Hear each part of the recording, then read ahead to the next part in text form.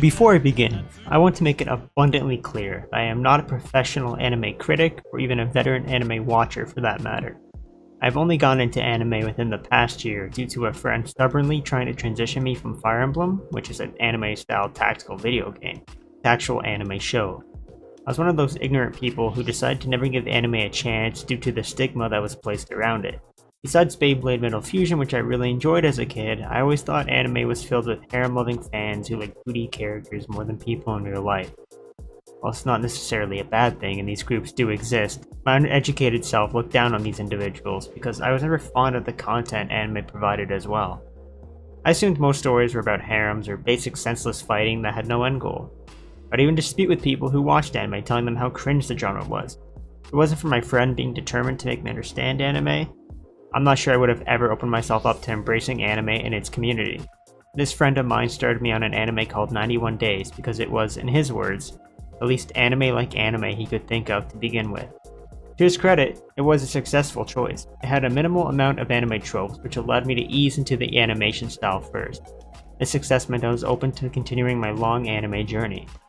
The other titles we watched after, like Akame ga Kill, Another, and Overlord, just to name a few, were quite enjoyable experiences. I still was not in love with anime as a genre. This previous thinking of mine would change when my friend could not hold it back anymore and suggested we watch a small anime called JOJO's Bizarre Adventure. JOJO was originally a manga written by the talented artist Araki.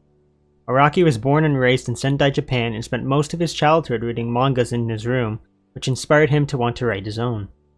Araki would attend and leave Miyagi University of Education before graduating to pursue his writing dreams. He would create a handful of mangas over the course of a few years with ranging success, but it was in the year 1987 where Araki would finally discover his magnum opus in JOJO's Bizarre Adventure Part 1, Phantom Blood.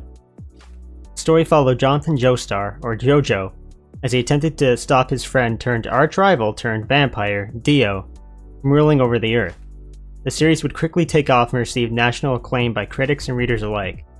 By the time Part 3 of the manga rolled around, JOJO was seeing sales and viewerships high enough to compete with and outsell many of its other top competitors.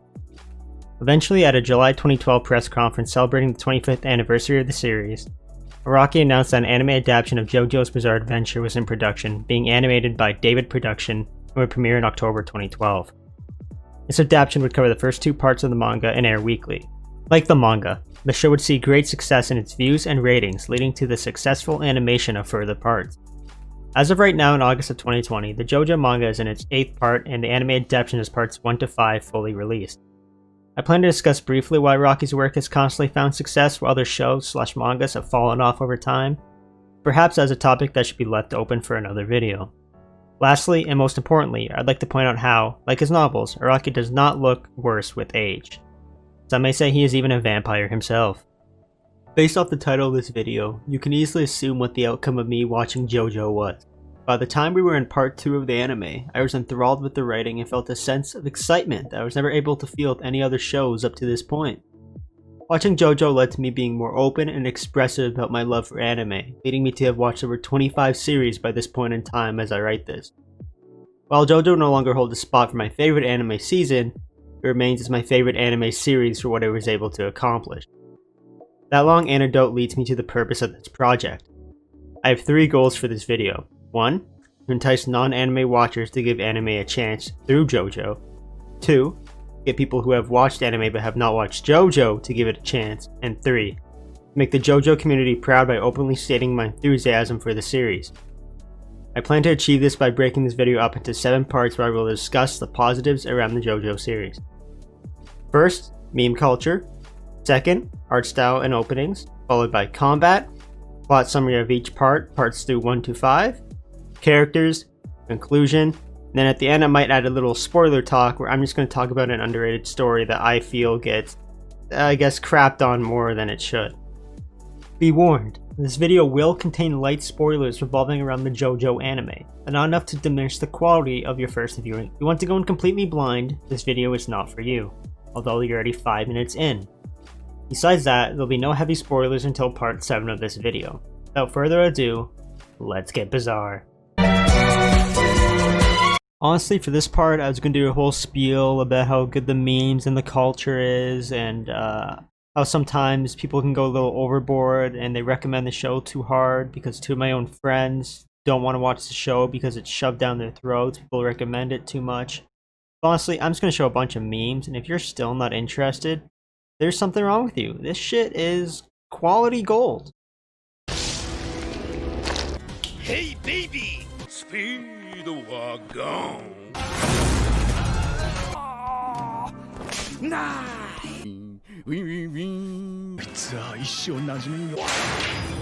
Oh! That's a baseball!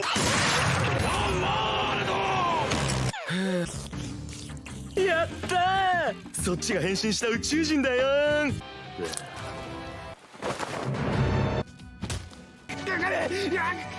こう脱がせないで感じる。もしもし。I'm going to keep this brief, not because there isn't a lot to say, quite the opposite in fact. I just feel too inexperienced in this regard to give proper insight on the level of design and work that goes into the JOJO art style. One thing that is crystal clear, however, is how unique the art style is from other animes. I would personally put JOJO up there along the likes of Mob Psycho 100 if we were measuring just how special and appealing the animation is to look at. Parts 1 to 3 of JOJO have a gloomier feel paired alongside the hilariously over-muscular sized 3D men. Leave it to JOJO to not over-sexualize the woman, over-sexualize the men. It gets even weirder when you realize this dude right here is only 17 years old as well. While it may seem jarring at first, it does fit the style of the atmosphere perfectly as it is very combat heavy and is very physically demanding, give or take part 3. The only negative I have towards the art style is that I found part 1 to feel a little too lifeless at times when it needed to change things up. Speaking of change, if gloom was not your art style, you would be overjoyed to discover that parts 4 and 5 focus more on vibrant colors and a little bit more realistically sized men for its style. I personally love the pop art style of colors used in part 4 to make the show stand out from its previous trilogy. What is good art without a good pose? Well, JOJO has you covered in that regard as well. While these may also leave a bad taste inside people's mouths, the posing actually becomes so normalized within the show that they end up adding to dramatic events. Like a pose used from the opening finally coming back to be used at a crucial time in the plot. Not to mention, it can typically lead to some unexpected laughs as well. Lastly, for this topic, I could discuss how JOJO has the best openings in anime history, but you really just have to see them for yourselves. It doesn't take much of a YouTube search to find millions of views directed at reaction channels for simply watching all 9.99 JOJO openings. To further cement this statement, most channels tend to follow up these reactions with JOJO episode reactions as well. Hard to blame them, watching the openings gives even me the desire to rewatch the series again. JOJO's the one show where there have been more than 3 openings. I feel like there's never been a drop in quality below an 8 out of 10. Maybe I should rank them as well for another video. I would love to see the comments on that.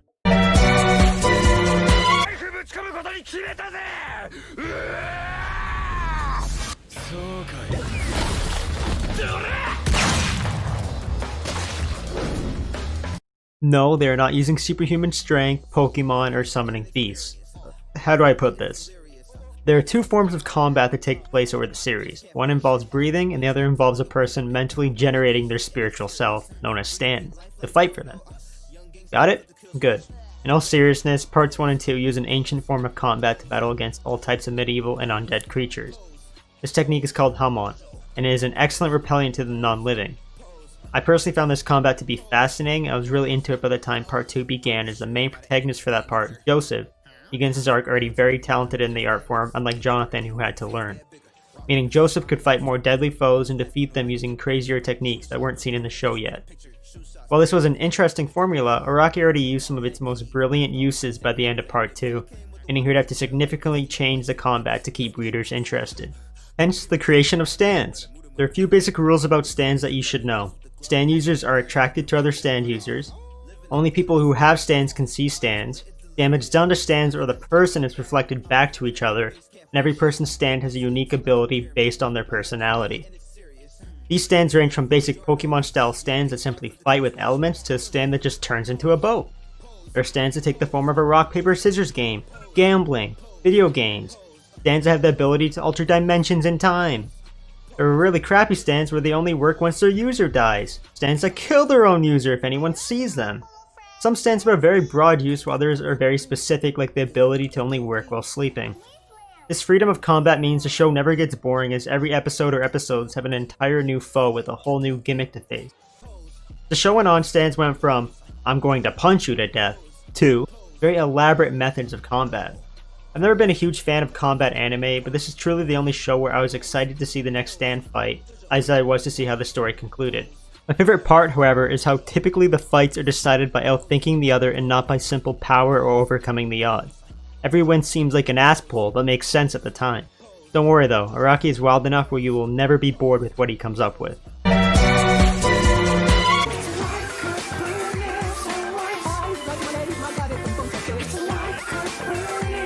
As stated before, JOJO is split up into parts which are their own stories, although each season of JOJO does not equate to one part of JOJO. Season 1 contains part 1 and 2 of JOJO, while part 3 takes course over 2 seasons and parts 4 to 5 take place over 1 season each. The ending of each part is always accompanied with a massive or small time skip leading to the next part, meaning the entire atmosphere and character dynamic may change. Now I'm going to flat out give JOJO part spoilers that will make no sense because it's JOJO. These are a mixture of some top Reddit comments. Part 1. A muscly English lord beats up his gay vampire stepbrother with Tibetan martial arts he learned from a random, stereotypical Italian guy. Part 2. Muscly English Lord III fights the Aztec gods of lifting with cross-dressing, friendly Nazis, light-hearted complexes, and extreme ass pulls. Part 3. The heir to the muscly man legacy, muscly Japanese punk, gets a ghost that punches stuff. He proceeds to go on a road trip with his grandpa and friends to punch guys for his sick mother. Part 4. The bastard son of Muscly III, just regular Japanese punk, dicks about Japan with his dumb friends and their punch ghosts messing with people. Eventually one of them messes with an ordinary salaryman / serial killer, and shit goes down. Part 5. Punch Ghost meets the godfather of the mafia. Less gay Justin Bieber joins up with the gang of Italian fashion rejects to try and take them over, so they stop selling drugs to kids. I swear I'm going to say this about every part of JOJO, that it's its best aspect. JOJO benefits from having a new main protagonist in each part. All the main characters so far are Jonathan, my favorite JOJO, Joseph, Jotaro, Josuke, and finally Giorno or Giovanna. Every single one of these characters are above your average anime protagonist, with only Jonathan being the closest to that. Each protagonist is lined with a squad of JoBros that help them on their journey, and sometimes they can feel more like the main character than the JoJo themselves. If a character survives the part they're in, there's a chance they may appear in future parts, which really adds an anime-like MCU feel. I won't spoil the villains, but just because it's Araki writing them, they are never boring, but arguments could be made against this for part 2. The villains are always really overpowered, which usually adds to a really intense final arc. But some villains aren't immune to outthinking the main characters to win a fight, which also adds to their level of danger. It's safe to say Araki does not miss with his writing. In summary, JoJo's Bizarre Adventure is one of the best animes or shows that people miss out on due to the stigma placed around it. People think it is a show that's just popular because of memes, but that couldn't be farther from the truth. I recall 2 moments in JoJo where I visibly was tearing up from the plot, which is odd for me. I implore people to put their bias aside and at least watch until the end of part 2 before you judge the show. And as for my spoiler talk, I was going to discuss how my friends find part 3 to be the weakest part when I could not disagree more. I was going to really discuss aspects like Polnareff and his journey, but I've decided to dedicate an entire video to this subject. Anything less would not do it justice. If you have any other aspects of JoJo you would wish me to talk about, please leave them in the comments below, and I apologize if there is any popping in my new Yeti mic as I don't have a pop filter yet. Thank you for watching.